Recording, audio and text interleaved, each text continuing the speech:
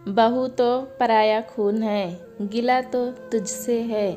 माँ, आप जब भी फ़ोन पर बात करती हैं बस एक ही बात, कुछ और बात तो होती नहीं जैसे करने के लिए। ले देकर पैसों की ही बात लेकर बैठ जाती हो हर बार। मुझको तो उलझन सी होने लगी है आपसे बात करने में। नवीन बहुत ज़्यादा गुस्सा सुधा जी के ऊपर करने लगा। बेटा, कैसी चल रही है आजकल तुम्हारी नौकरी? कुछ पैसा बढ़ा कि नहीं? माता पिता के प्रति भी कुछ जिम्मेदारी है, ये भी ध्यान रखना।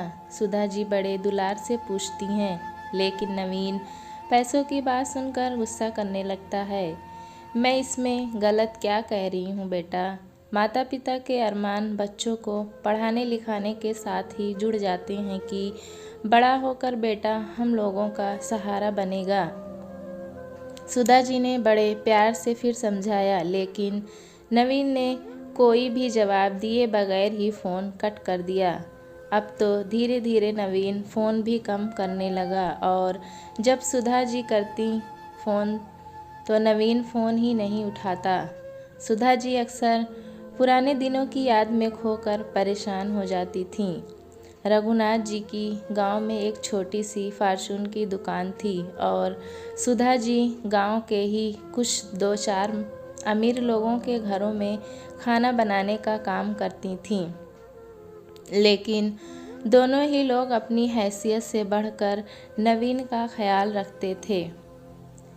गांव से शहर रोज़ सुबह 8 किलोमीटर साइकिल चलाकर रघुनाथ जी बेटे को स्कूल छोड़ने जाते और शाम को फिर उसको वापस लेने जाते। अरे रघुनाथ भैया, ये गाय कब ले आए? आस पड़ोस के लोगों ने रघुनाथ जी के घर के बाहर बंधी गाय देखकर पूछा। अरे भैया, हमारा नवीन पढ़ाई लिखाई में बहुत ज़्यादा मेहनत करता है और इतनी मेहनत करने के लिए घी दूध दही तो चाहिए ही चाहिए और उसको तो बहुत पसंद है। लेकिन भाई, मेहनत बहुत है जानवर पालने में, लोग रघुनाथ जी की उम्र देखकर कहते, क्योंकि नवीन का जन्म रघुनाथ जी की शादी के 12 साल बाद हुआ था। अरे भैया, कैसी बात करते हो? जब हमारा नवीन पढ़ लिख कर अफसर बन जाएगा ना, तब सारी मेहनत अपने आप ही वसूल हो जाएगी। रघुनाथ जी बहुत ज़्यादा खुश होकर कहते, अरे हमारा बेटा तो शहर में बहुत बड़ा अफसर बन गया है और जल्द ही वहाँ नौकरी करने जाएगा। जब नवीन नौकरी करने गांव के बाहर जाने लगा तो सारे गांव के लोग उससे मिलने आए और कहा, नवीन बेटा, तुम्हारे माता पिता तुम्हारी खातिर बहुत कष्ट झेले हैं, अपना सुख त्याग कर तुम्हारी खुशी के लिए समझो कुर्बान हो गए, उनको भूलना मत। अरे ये भी कोई कहने की बात है? मैं अपने माता पिता का बहुत ख्याल रखूँगा। ये कहकर नवीन शहर चला गया। एक दिन फ़ोन आया, हेलो माँ, मेरे बॉस ने मेरे साथ अपनी लड़की की शादी करने को कहा है, तेरी मर्ज़ी क्या है बेटा? सुधा जी ने नवीन का मन लेने के लिए पूछा। मैं भी उससे शादी करना चाहता हूँ। तो फिर ठीक है, लगन निकलवा लेते हैं और यहीं गांव में आकर शादी हो जाएगी। सुधा जी ने बेटे की ही खुशी में खुश रहने की भलाई समझी। माँ, वो लोग गांव आकर तो बिल्कुल भी शादी नहीं करेंगे, आप लोग यहाँ आ जाइए, गांव में सबको बाद में दावत दे देंगे। ठीक है बेटा। सुधा जी और रघुनाथ जी शहर पहुंच गए, लेकिन वहां जाकर अजीब सा लगा उन दोनों को। किसी को उन दोनों से कोई मतलब ही नहीं था। वो चुपचाप एक कोने में बैठे सब कुछ देख रहे थे। अपना बेटा ही पराया लग रहा था। कितना अरमान था बहू लाने का। सुधा जी की आंखों से आंसू टपक पड़े। बहू कब घर आ गई पता ही नहीं चला। ना बहू को पैर छूने से मतलब और ना ही सिर ढकने से। चलो घूंघट ना करे लेकिन पैर छूकर सम्मान तो दे ही सकती है। सुधा जी ने कहा, बेटा हम गांव वापस जा रहे हैं।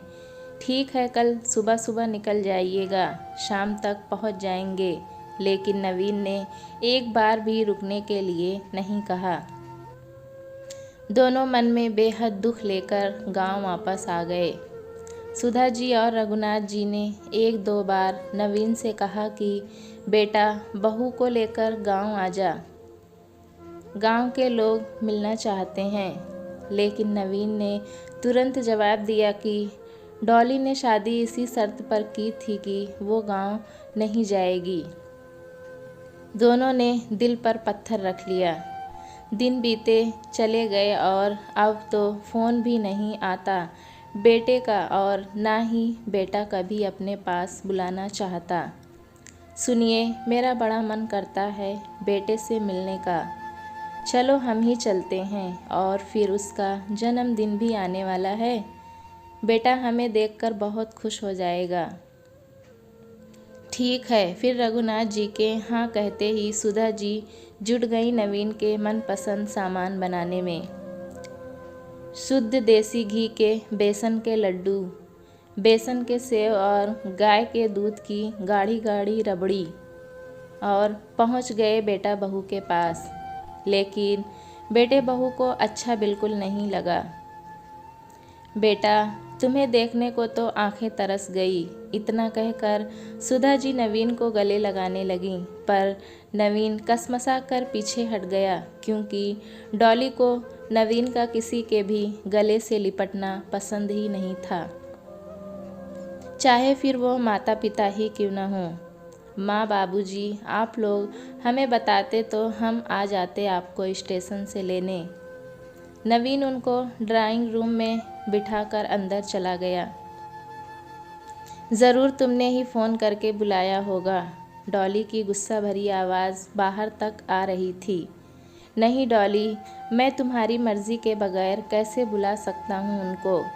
मैं तो इसीलिए जल्दी फ़ोन भी नहीं करता। मुझे तो खुद भी नहीं पता था कि ये लोग ऐसे आ जाएंगे। मैं तो बिल्कुल भी नहीं मैनेज करने वाली। तुम परेशान ना हो सकता है कि पैसों की ज़रूरत हो इसीलिए आए हैं। 2-1 दिन में इनको पैसे देकर वापस भेज दूंगा। मानो पैरों तले ज़मीन खिसक गई। हमारा ही बेटा और ऐसी बातें कर रहा है, क्या हम उस पर बोझ हैं? बड़े अरमानों से अपने हाथों से बनाया हुआ सामान तुझे देने आई थी। हाथों से सामान छूटकर ज़मीन पर गिर गया। आवाज़ सुनकर नवीन अपने कमरे से बाहर आया। अरे माँ, आप बाहर ही थीं। कुछ चाहिए था तो मुझे बुला लेती। तुझे बुला लेती तो तुम लोगों की सच्चाई कैसे जान पाती।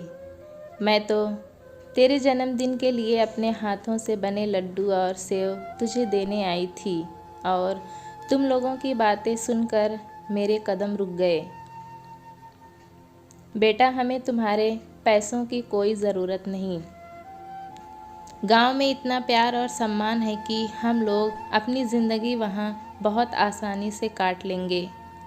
सुधा जी की आंखों में आंसू और आवाज़ में बेहद दर्द था, और उसकी दर्दनाक आवाज़ सुनकर रघुनाथ जी भी आंसुओं को रोक ना सके। नहीं माँ, ऐसी कोई बात नहीं है। आप गलत समझ रही हैं। गलत तो पहले समझे थे, लेकिन अब आंखें खुल गई बेटा। बहू तो पराया खून है। गिला तो तुझसे है कि तूने हम लोगों के प्यार को ना देख हमें पैसों का लालची समझा। आज तूने मेरी कोख की लाज मिटा दी। अरे तुझ जैसी औलाद होने से अच्छा होता हम बे औलाद होते। कम से कम आज ये दिन तो ना देखना पड़ता। चलिए, हमें यहाँ एक पल भी नहीं रहना है। सुधा जी रघुनाथ जी का हाथ पकड़कर वापस गांव के लिए निकल गईं।